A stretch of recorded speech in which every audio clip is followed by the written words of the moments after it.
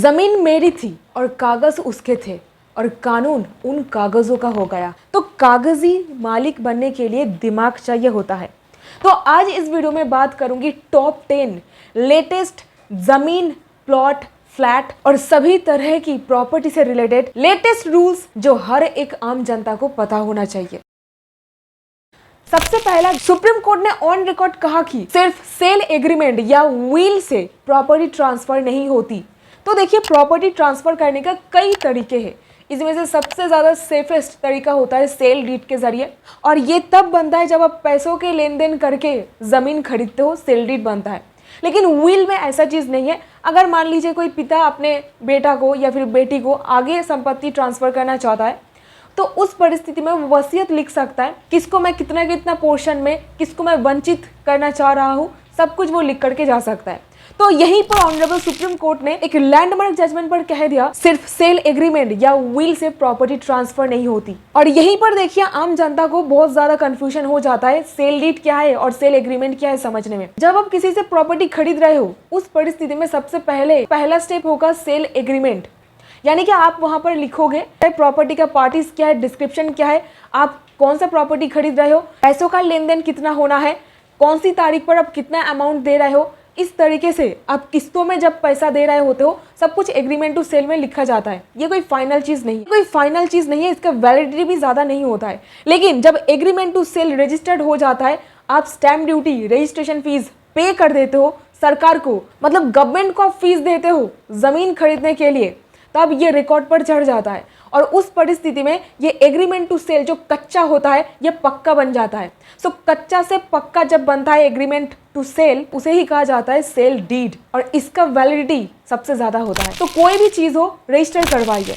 तो जजमेंट का असर ये है, आम लोगों को ये समझना होगा कि बिना रजिस्टर्ड डॉक्यूमेंट के उनका टाइटल वैलिड नहीं, और इसके बाद ही जाकर के एकदम परमानेंटली टाइटल ट्रांसफर हो जाता है, यानी कि ओनरशिप चला आता है आपके पास। एक केस में कोर्ट ने कहा कि विडो बहू को सास के प्रॉपर्टी में पहला हक नहीं मिल सकता। हिंदू सक्सेशन लॉ में केस चल रहा था। डिसीजन में ये आया, अगर कोई माँ मर जाती है बिना विल के, तो उसकी प्रॉपर्टी पे पहले उसके बच्चों का हक है, बहू का नहीं। इससे असर क्या हुआ, एक एक्सटेंडेड फैमिली डिस्प्यूट में क्लैरिटी मिली। अभी बात करते हैं कि बेटा का अपने बाप के संपत्ति में क्या अधिकार है, खास करके इनलेजिटिमेट चाइल्ड के बारे में। एक इलीगल शादी से, ऐसा शादी जिसका कोई मान्यता नहीं है, ये शादी से आ रहा है एक बच्चा, उसका क्या हक होगा अपने बाप के संपत्ति पर। तो होता क्या, एक आदमी था मुत्तुस्वामी नाम का, वो 3 शादी करके रखा था। तो ये तीनों में से आप देख पाओगे, पहले पत्नी से 2 बच्चे, सेकेंड वाइफ से 1 बच्चा और थर्ड वाइफ से 2 बच्चे, ऐसा हुआ था। और यहीं पर सवाल आ जाता है, क्या ये तीनों के तीनों पत्नी से जो बच्चा है, क्या इनको अपने पिता के प्रॉपर्टी में कोई हक मिलेगा। तो सुप्रीम कोर्ट के सामने केस पहुंचता है। कोर्ट ने कह दिया, अमान्य विवाह से उत्पन्न बच्चों को उनके माता पिता की संपत्ति में हिस्सा देने से इनकार नहीं किया जा सकता। तो साफ है, माता पिता का जो प्रॉपर्टी है, पेरेंट्स का जो शेयर है, वहां पर हिस्सा मिलना तय है। वो अपने माँ बाप की प्रॉपर्टी का वारिस बन सकता है, इवन इफ वो एक इनलेजिटिमेट चाइल्ड है, अमान्य विवाह से उत्पन्न हो रहा है। तो वॉइड मैरिज के बच्चों को एंसेस्ट्रल प्रॉपर्टी यानी पैतृक संपत्ति में हक नहीं। और कुछ इसी प्रकार से गिफ्ट डीड के जरिए भी संपत्ति का हस्तांतर हो सकता है। लेकिन बाद में चल करके अगर कुछ मनमानी होता है, रिश्तों में खटास आ जाता है, अब गुस्से में गिफ्ट डीड को कैंसिल नहीं कर पाओगे, तब आपका कोई अधिकार, कोई हक नहीं होता है उसको कैंसिल करने का। इसके ऊपर डिटेल में वीडियो ऑलरेडी बना करके चैनल पर डली हुई है, अगर आप इंटरेस्टेड हो तो आप देख सकते हो, लिंक मैं डिस्क्रिप्शन बॉक्स पर दे दूंगी। देखिए, एक सौदा है जो बहुत ही प्रॉफिटेबल हो सकता है, लेकिन वो आगे चल करके कई बार घाटे का सौदा भी प्रूव हो जाता है। टेनेंट यानी कि किराएदार और मकान मालिक का रिलेशन बहुत ही अच्छा है हमारे देश में। लैंडलॉर्ड मकान खाली करवा ही नहीं पाता है। एक केस ऐसा आया जहां पर 2 जेनरेशन लग गया लैंडलॉर्ड्स के, 60 साल लग गया एक किराएदार से अपना मकान खाली करवाने में। इस पर्टिकुलर केस में टेनेंट को इविक्ट करने के लिए, हटाने के लिए केस फाइल किया गया था। 60 साल से कब्जा बना के बैठा हुआ था उस मकान में, खाली करने का नाम ही नहीं ले रहा था। फिर ये मैटर जब सुप्रीम कोर्ट में पहुंचा, तो कोर्ट एक लैंडमार्क डिसीजन दिया, जहां पर कहा गया कि मकान मालिक के परिवार की जरूरतें भी किराएदार को बेदखल करने के लिए सच्ची जरूरत मानी जाएगी। यानी कि लैंडलॉर्ड को सच में उस घर का जरूरत है जहां पर किराएदार अभी बैठा हुआ है।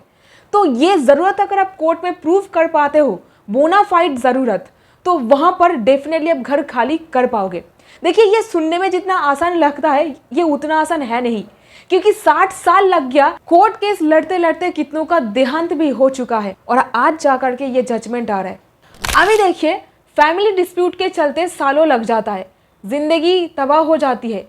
तो ऐसे में लैंडमार्क सुप्रीम कोर्ट डिसीजन में कोर्ट ने कहा, पार्टीशन अगर हो जाता है कोई भी ज्वाइंट प्रॉपर्टी का, तो प्रॉपर्टी का जो नेचर है वो चेंज हो जाता है। उसमें जो शेयर है ना आपका, वो सेल्फ अक्वायर्ड प्रॉपर्टी बन जाता है और फिर जाकर के फैमिली मेंबर्स अपने हिस्सों को बिना किसी की परमिशन के बेच सकता है। बहुत बार देखा जाता है, आप कोई फ्लैट खरीदने के लिए जाते हो, बिल्डर को पैसा देते हो, लेकिन बिल्डर उस फ्लैट का पोजीशन आपको देता नहीं है, आपको लटकाते रहते हैं, आज दे दूंगा कल दे दूंगा, सालों निकल जाता है, लेकिन पैसा बिल्डर के पास रहता है और फ्लैट का पोजीशन आपको हैंड ओवर ही नहीं किया जाता है। एक आदमी अपना जिंदगी भर का पूंजी लगा देता है, बिल्डर उसको परेशान कर देता है, मानसिक रूप में एकदम वो ध्वस्त हो जाता है। यहीं पर एक इंपॉर्टेंट डिसीजन में कोर्ट ने कहा कि ऐसे परिस्थिति में तो उनको कंपेंसेशन मिलना चाहिए। बायर को हर केस में कंपाउंड इंटरेस्ट नहीं मिल सकता, इंटरेस्ट देना है तो प्रॉपर रीजन होना चाहिए। कंपेंसेशन के लिए बिल्डर और बायर दोनों के लिए फेयर सिस्टम बनेगा। फिर आगे चल करके एक केस आया जहां पर कोर्ट ने कहा कि ये जो कंपेंसेशन है, मुआवजा है, ये डिसाइड होना चाहिए एक्चुअल और एक्सपेक्टेड कितना लॉस उठाना पड़ा है, और फिजिकल और इमोशनल लॉस भी काउंट करना पड़ेगा। तभी जाकर के एक कंपेंसेशन सही तरीके से डिसाइड हो सकता है। कंज्यूमर कोर्ट में ये केस पहुंचा था। जमीन रजिस्ट्रेशन के ऊपर बात करें, अभी चलते हैं कुछ सरकार का नया निर्णय के ऊपर। अभी ऑनलाइन रजिस्ट्रेशन का जमाना आ रहा है। जमीन को रजिस्टर करना ये अपने आप में ही एक बहुत ही हैसल और बहुत ही टेंशन वाला काम होता है। ड्राफ्ट रजिस्ट्रेशन बिल 2025 में भारत सरकार ने कहा कि 107 साल पुरानी कानून को खत्म करके रजिस्ट्रेशन एक्ट 1908 को हटा करके पूरा सिस्टम ऑनलाइन बनाया जाएगा। Paperless, fast, transparent property registration सब जगह सेम रूल्स के साथ करने की बात किया जा रहा है। भारत सरकार ड्राफ्ट रजिस्ट्रेशन बिल 2025 के ऊपर बहुत जोरों शोरों से सोच रहे हैं। तो यहीं पर आंध्र प्रदेश गवर्नमेंट ने Andhra Pradesh land grabbing act 2024 के तहत इलीगल ऑक्यूपेशन को अब नॉन बेलेबल क्राइम बनाया।